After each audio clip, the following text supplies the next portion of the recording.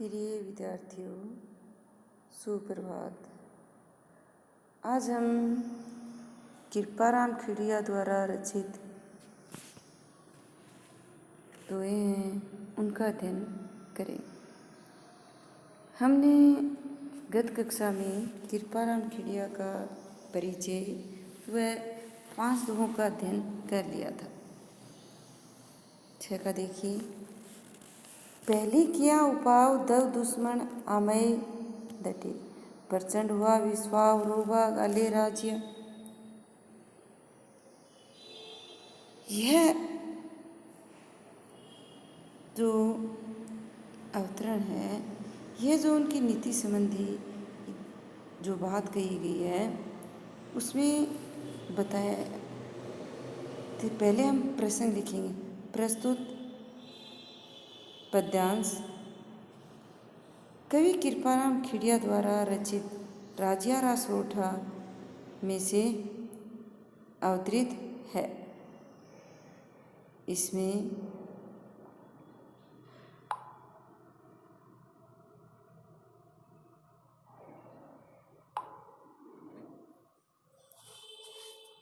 कवि ने समय पर उपाय करने की सलाह दी है कि मनुष्य को समय पर ही उपाय कर लेना चाहिए।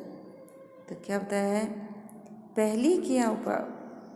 कवि कृपाराम कहते हैं कि हे राजिया, हमें हर दोहे में लिखना पड़ेगा कि हे राजिया, हे राजिया, मनुष्य को पहले ही उपाय कर लेना चाहिए। दव दुश्मन आमय डटे। दव जंगल में आग लगने पर या कहीं भी आग हो सकती है, उसमें दुश्मन के लिए, और आमय रोग को मिटाने के लिए।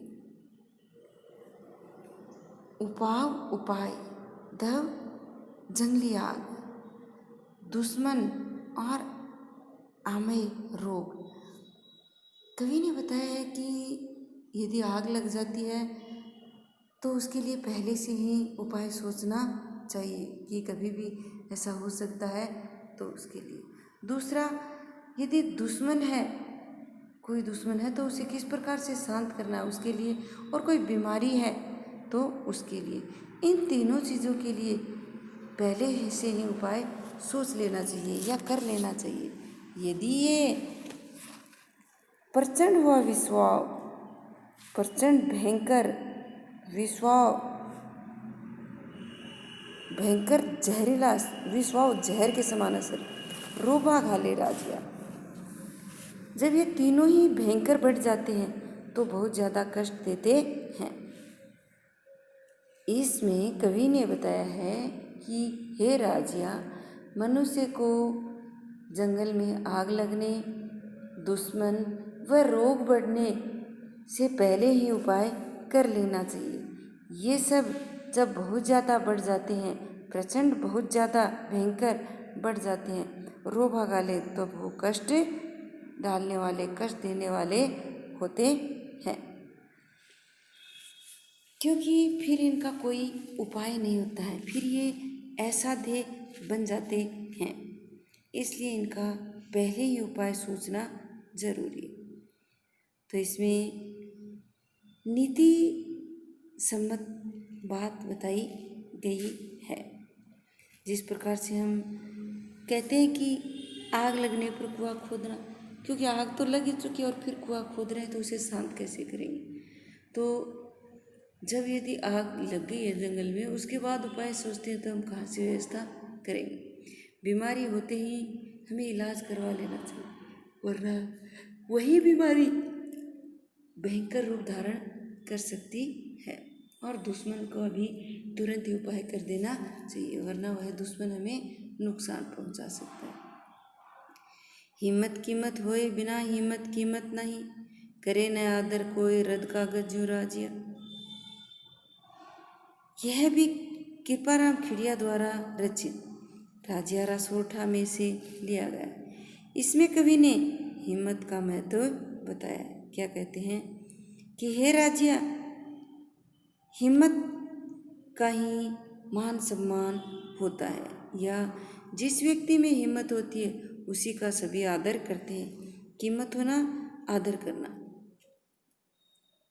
करे ना आदर कोई, यदि हिम्मत नहीं है तो कोई भी आदर नहीं करता है।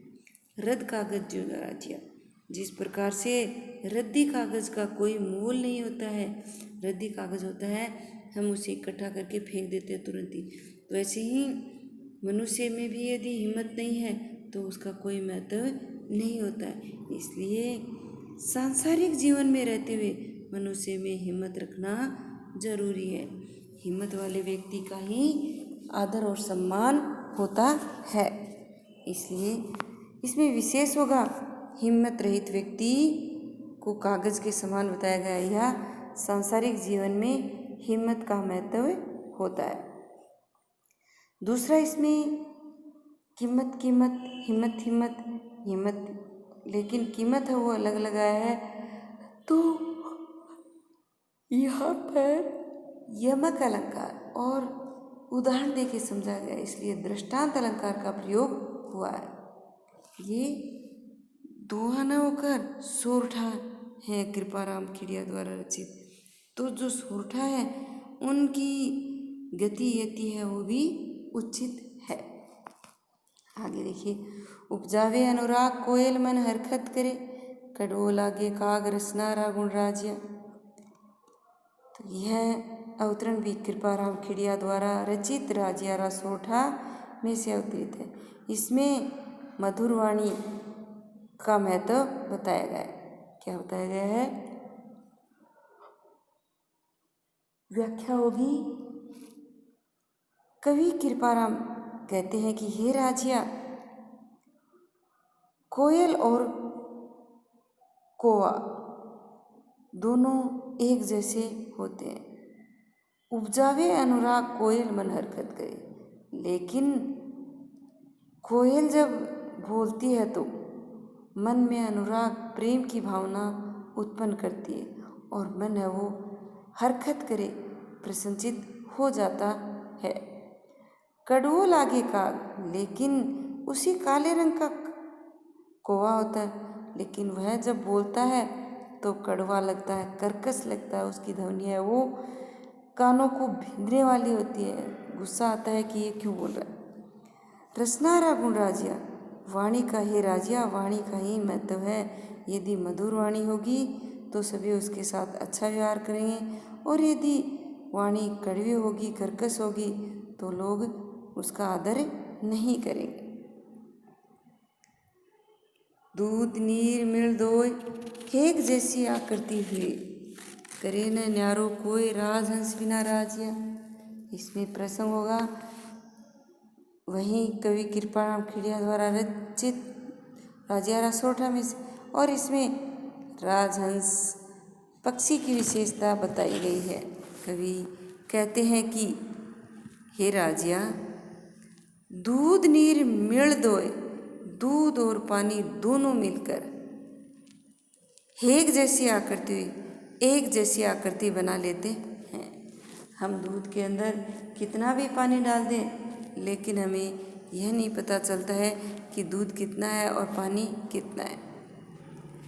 करे न न्यारो कोई, फिर हम उसे अलग नहीं कर सकते हैं।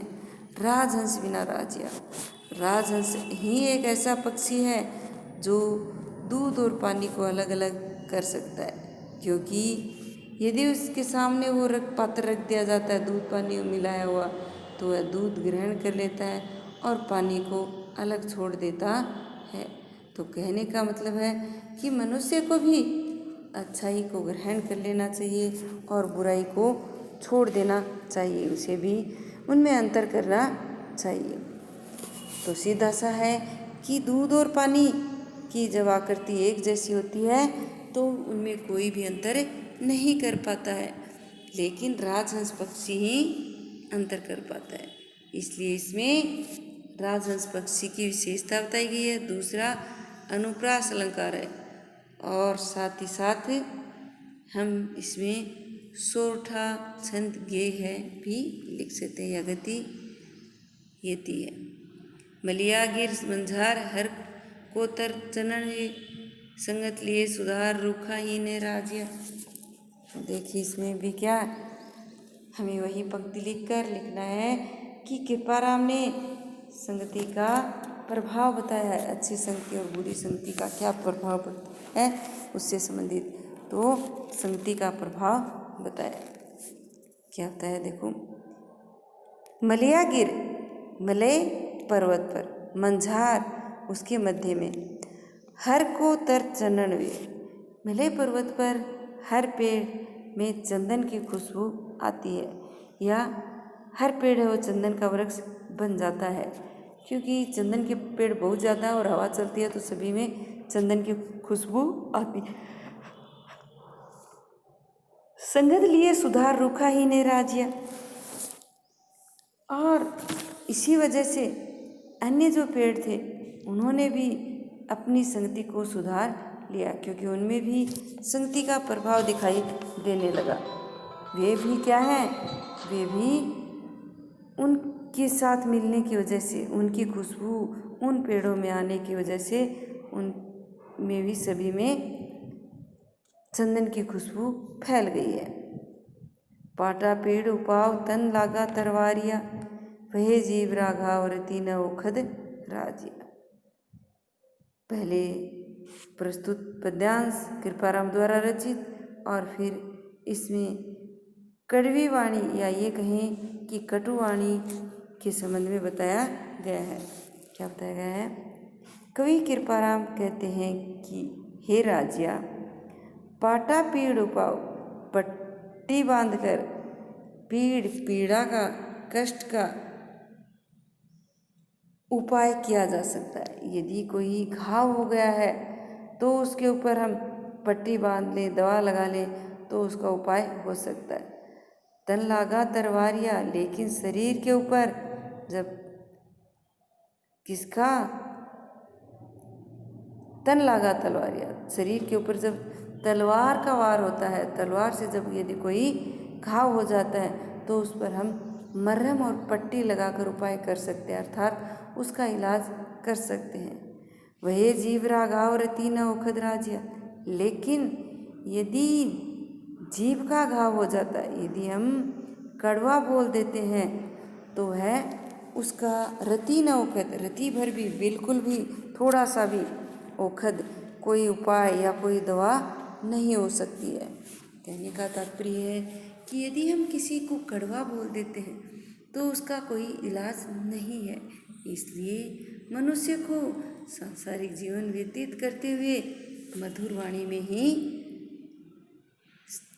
वार्तालाप करनी चाहिए, क्योंकि एक बार यदि किसी को कड़वा बोल दिया तो उसके मन पर गहरा प्रभाव डालता है।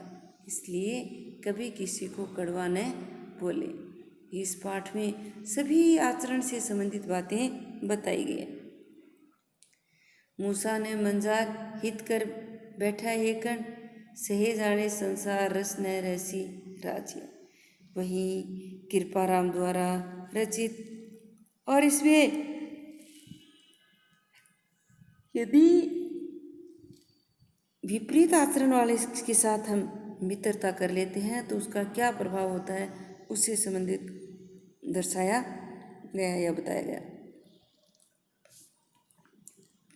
कवि कहते हैं कि हे राजिया, मूसा ने मंजार, मूसा चूहा, मंजार बिल्ली के पास हित कर बैठा एकण, अपना हित सोचकर हेकड़ी लगाकर बैठता है, अर्थात अकड़ कर उसके पास बैठता है कि बिल्ली के पास बैठने से मेरा भला होगा।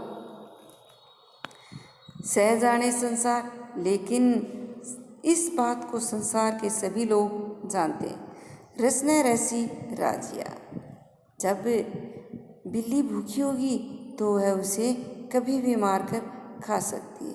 अर्थात चूहा यदि बिल्ली के साथ मित्रता करता है और उसके पास बैठकर सोचता है कि मेरा अहित नहीं होगा, मेरा बुरा नहीं होगा, यह उसका भ्रम होता है, क्योंकि जैसे ही बिल्ली को भूख लगती है तो वह उसे मार कर अपनी भूख है उसे शांत करती है। इसलिए कभी भी अपने जो विपरीत हैं, भिन्न आचरण के हैं, तो उनके साथ बैठकर खुश नहीं होना चाहिए। ये नहीं सोचना चाहिए कि वो हमारे साथ अच्छा आचरण कर सकते हैं। खड़ गुड़ और खुताई एक भाव कर आदर करी, ते नगरी होताय रोई अच्छी राजिया। प्रस्तुत अवतरण कवि कृपाराम द्वारा रचित राजिया रासोरठा में से लिया गया। इसमें गुणी अवगुणी का महत्व बताया गया। क्या बताना है?